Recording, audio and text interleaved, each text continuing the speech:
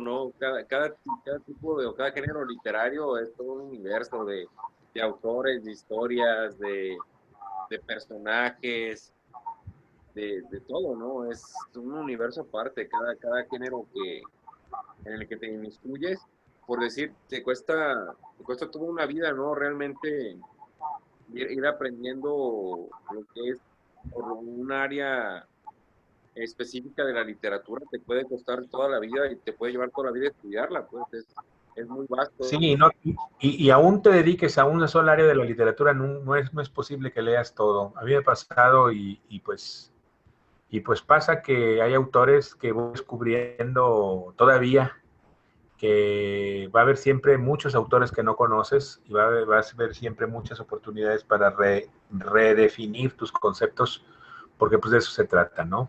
Y yo creo que eso es lo interesante de este tipo de literatura y en general de todos los géneros. Por eso sí, por eso yo les agradezco mucho su interés por esos géneros, porque pues de alguna manera es un aliciente para investigar acerca de lo que uno trabaja todos los días y de lo que uno, y divulgar un poco esto que uno hace en estos pequeños foros que luego verán muchas personas más, esperemos, en YouTube, ¿no? Y yo les Sí, agradezco mucho al todo contrario, su gracias, atención gracias a usted, y el maestro, tiempo. por brindarnos este tiempo. Sabemos que está muy ocupado, pues que está en familia y todo, y el que nos otorgue este tiempo, se aprecia bastante. Déjeme bien tu comercial. Hice estuve en la Biblioteca del Estado, Juan José Arreola, Ajá. y ahí la maestra me pidió que organizara algo, ya que otra compañera de letras organizó un taller de escritura que a mí me pareció bastante arriesgado por el tiempo. Dije, hacer un curso. Sí, Le dije, bueno, pero ahí le va algo, pues está la prepa, ya ve que está la prepa 10 a un costado. Dije, un curso de sí, novela negra nos lo aventamos y les gusta porque les gusta. Me lancé claro. con el director y nos aventamos ahí una invitación y y pues bueno, formó parte de las actividades que realizó ahí la biblioteca. Este, pues fue bastante grato, pero me gustaría, Interesante. ya que se conectó Esmeralda, Esme, querías comentar algo, ¿no? Sí, cuando estés lista, nos dices, porfa. Sí, gracias, Memo. Buenas noches, doctor. Qué Bueno, gusto verlo y qué interesante la charla. Pues gracias, yo Esmeralda. pensé, me hizo un halago muy grande el de porque no sé, solo intento escribir ensayo, pero no, nunca he sido buena para la ficción, pero sí me gusta mucho leer el género. Muy bien. Pensé cuando mencionó hace rato a Hitchcock, que mencionó Los pájaros y Psicosis. Pensaba en una entrevista, Hitchcock pone un ejemplo que creo que es muy famoso, donde hace una distinción entre la sorpresa y el suspenso, ¿no? Ujú. Que es el famoso ejemplo de los 15 segundos de sorpresa frente a los 15 minutos de suspenso, ¿no? Y Sí. bueno, le quería preguntar a propósito de eso, ¿qué prefiere usted o cuál sería por esto que comentaba también de que, bueno, el suspenso es el elemento que de alguna forma tienen en común los tres, el terror, el horror y el policíaco, ¿no? Y bueno, Ujú. y eso por un lado. Y por otro lado, también vino a mi mente, pues ya pensando en el cine y en este género, en el género de terror, que alguna vez en alguna clase de audiovisual un maestro nos decía que para él el género del terror era el género más tonto que podía existir porque era el único que te anticipaba, ¿no? A través del sonido, de la banda sonora, pues te anticipaba lo que iba a pasar. Entonces, pues que realmente, pues según él, realmente no lograba ni siquiera su cometido, que era asustarte, ¿no?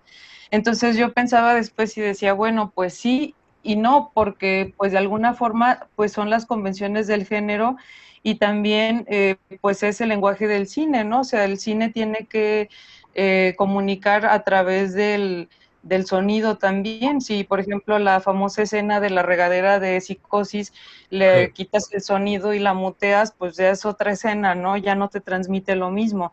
Entonces, bueno, ahí como que yo tenía ese sentimiento encontrado con esa opinión del maestro, pero sí me lleva a este punto de pensar en cuál es el estatus que tiene el género del cine de terror actualmente, porque sí es un género que creo que siempre se le está exigiendo más y más, o se le exige mucho en relación a otros géneros. O sea, por ejemplo, el género de acción hace lo que se supone que tiene que hacer, Rápidos y Furiosos, y ya, ¿no? O sea, y complace a todo el mundo, cumple la expectativa y no hay tanto debate. El género de la comedia romántica o de otros, pero el género de terror siempre es como que, digo, y creo que pues sí ha habido una decadencia, ¿no? De hecho, el otro día me encontré una película muy curiosa en Netflix, que ya es una película de terror, supongo, pues reciente, que plantea el escenario de la pandemia, y toda la película transcurre en, así como ahorita, ¿no? En una reunión de Zoom. Entonces lo único que tú ves son las ventanitas, así como tal cual como cada uno de nosotros ve su pantalla, y bueno, y utiliza las características y los rasgos propios del medio como para asustarte o para crear suspenso, como por ejemplo que de repente hay interferencia y se traba la imagen y ya no sabes qué pasó. Y bueno, pero no pasa de ser una churrada, pues también, ¿no? Pero bueno, ¿cuál es el estatus del cine de terror actual? Y aquí viene un poco mi opinión también y pues no crítica, pero yo creo que ahorita las series de televisión están dando un poco el ejemplo al cine de cómo reinventar el género, ¿no?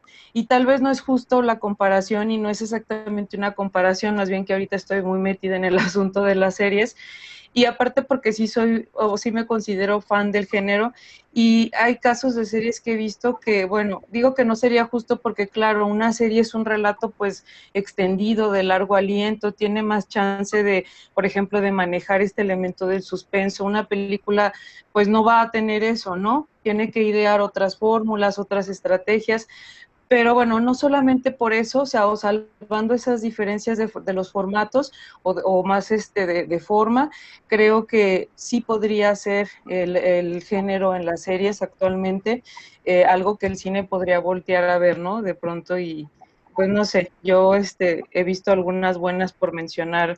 Vi Servant, una de Apple, que ya salió la segunda temporada ahorita y son capítulos cortitos como de media hora, y también he visto unas en Netflix que me parecen buenas, la de La Maldición de Hill House, salió la de Bly Manor también después, y de hecho la de Bot, creo que sí, Ratch, perdón, la de una enfermera que también estuvo ahora nominada a los Golden, por mencionar algunas, ¿no? Y bueno, hay otras anteriores, muchos ejemplos más, y pues nada más, ahorita sería todo. Gracias. Sí, bueno, contestando así más o menos en parte, yo creo que la sorpresa y el suspenso son parte de la misma condición. La sorpresa es un recurso que el escritor, el cineasta, debe de saber administrar, pero de todo debe mantener un hilo de suspenso. Hay un momento en donde te aburres. Por ejemplo, el caso de las series. Yo soy a lo mejor una mala referencia de las series. Yo me he dado cuenta que cuando una serie me gusta, termino con un dolor de espalda porque la tengo que ver completa. ¿Sí? Y me ha pasado con series que digo yo, por eso para mí es todo un ejercicio casi de monje zen. Y tengo que preparar todo para poderme meter a la serie. En el caso de la película, pues sí es un formato menor, es un formato que tienes que administrar muy bien y de manera muy inteligente. Es un poco como el cuento, ¿no? Frente a una novela, tú lo acabas de decir, la serie es de largo aliento, la película es pequeña. Bueno, hay de películas a películas, ¿no? Hay películas bastante cansadas, bastante fuertes, bastante densas y complejas. Pero yo creo que debe de existir en una graduación. Tú puedes estarte asustando constantemente en una película de miedo, los famosos saltos, ¿no? De miedo. Sale la imagen ahí de la fantasma y el sonido. Por ejemplo, yo te voy a proponer solamente un ejemplo que me tocó ver en tiempo real cuando apareció por primera vez y se vendió, fue lo primero que se vendió por YouTube, una película que se vende por YouTube. No que se vende para verla en YouTube, que se vende con una especie de tráiler que hace creer a la gente que verdaderamente es real lo que están viendo, la famosa cámara en mano. Estoy hablando de La Bruja de Blair. Sí, el proyecto de La Bruja de Blair, la primera película, ya después fueron en otro formato. Pero hay un momento en donde no hay banda sonora, o sea, no hay música, todo es el sonido. Pero hay un momento en donde la misma tensión de los personajes, por ejemplo, cuando están dentro de la casa de campaña, ¿sí?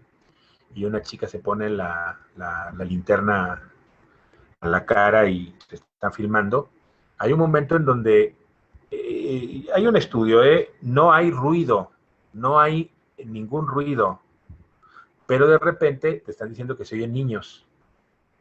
Y hay una especie de proceso de sugestión que de repente comienzas a escuchar niños. Es un recurso muy utilizado en los famosos documentales de miedo que pasan en la televisión, ¿no?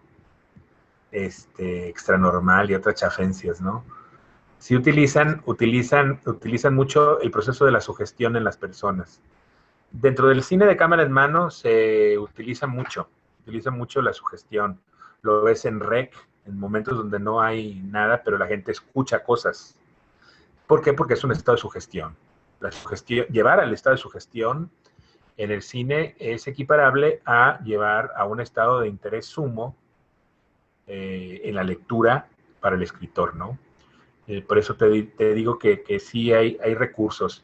Ahora hay muchas escuelas del cine de terror, ¿sí? A mí personalmente me gusta mucho la corriente del cine gore de los años 80, 90. Me parece nostálgica, con ese cine crecí yo como adolescente y como joven que estudiaba ya en letras. Me gusta mucho el cine japonés. Las propuestas del cine japonés vinieron a revolucionar la manera de hacer cine de terror. Y me gusta mucho estos nuevos recursos. Tú mencionabas uno, el del chat, ¿no? De repente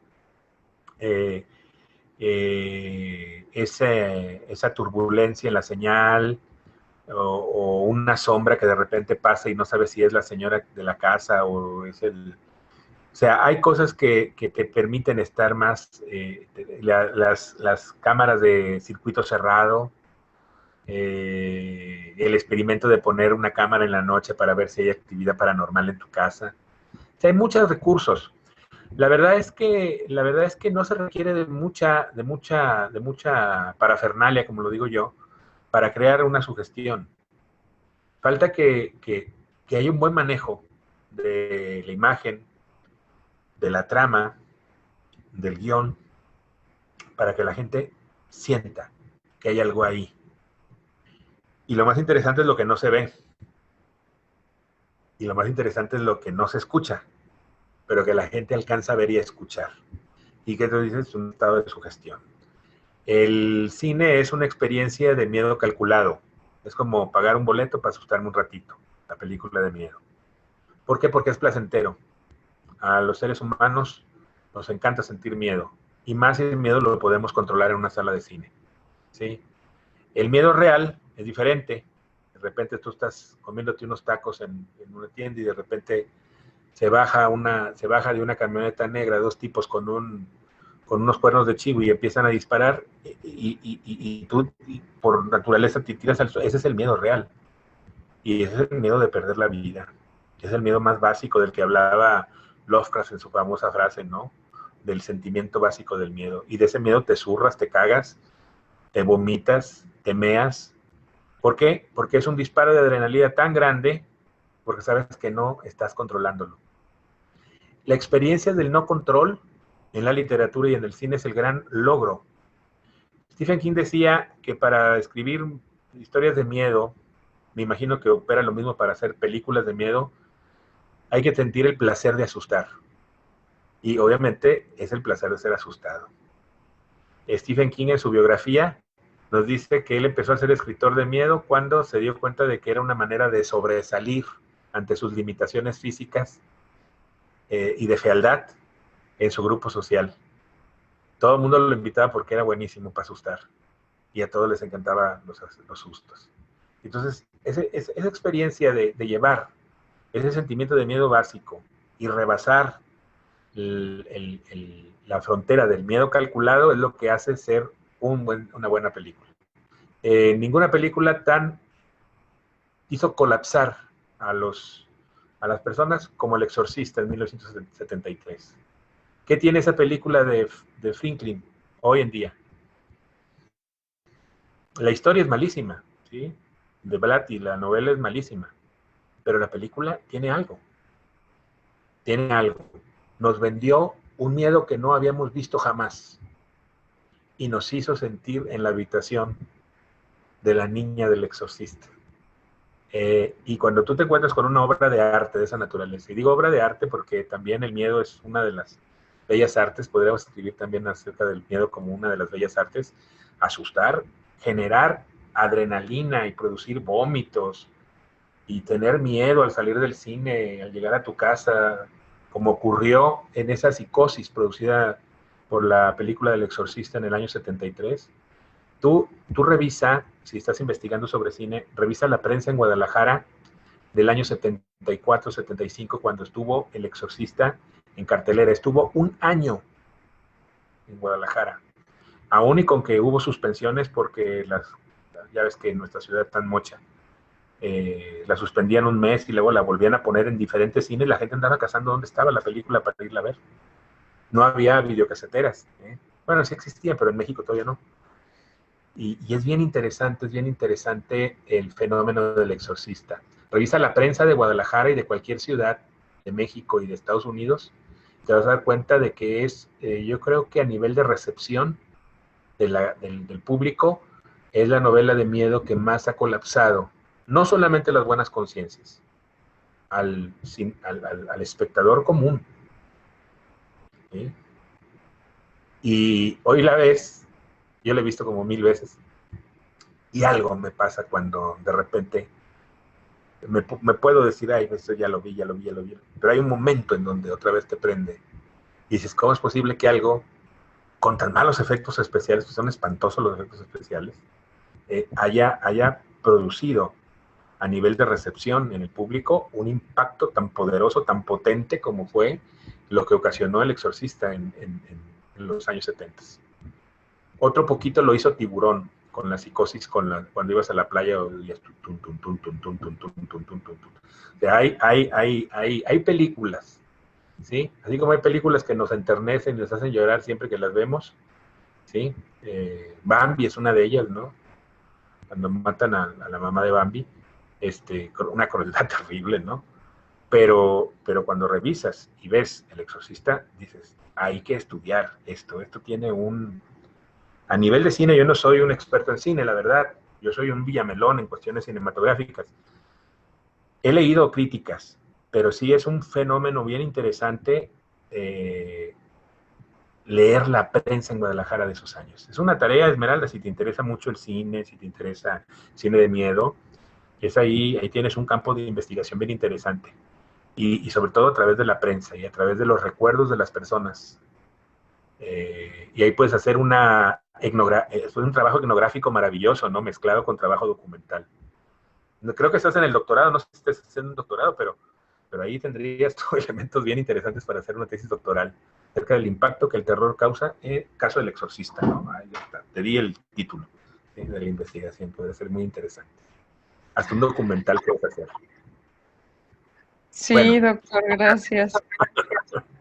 Está muy interesante. En realidad yo estoy trabajando más bien la cuestión de la intertextualidad en las series, pero como tal, me llama mucho la atención también este tema del cine, y ahorita de hecho llevamos materia sobre cine. Entonces justo hoy mencionaron el caso de la Bruja de Blair como un falso documental. Y sí me acuerdo que también fue una película que se vendió como si fuera cierto. Exacto, sí. Y no dudo, aunque pueda parecer irreal, pues que hubo gente que sí lo creyó, ¿no? Porque tuvo este efecto y la prueba está en que se ve el después de esa película, cómo empiezan a imitar esa estrategia también, ¿no? O sea, hasta el grado de, bueno, a lo mejor para mí casos rescatables que podrían ser el de REC, la primera nada más, y el de Ujú. Sí, actividad sí, claro. paranormal, la primera también, que fueron también hasta cierto punto, pues más o menos nuevas, ¿no? En hacer eso, pero bueno. Y fíjate, dentro del cine convencional hay dos casos, El Resplandor, de Stanley Kubrick, y Alien, la primera, de Ridley Scott. También causaron un efecto muy parecido a lo del Exorcista y se convirtieron rápidamente en películas icónicas. Sí, y también en esta cuestión del cómo se involucra al espectador, por ejemplo, el caso de Tesis, que Ujú. cuando la vi me pareció muy interesante. No sé, ¿qué le parece ese ejemplo se juega mucho con el morbo, ¿no? Del espectador, pues que está de verdad detrás de la pantalla y quiere acceder a eso con morbosidad, pero al igual que la protagonista, pero pues no puedes, ¿no? Entonces vas conociendo y descubriendo las cosas desde el punto de vista de la protagonista. Así es. Sí, sí, sí, casos increíbles.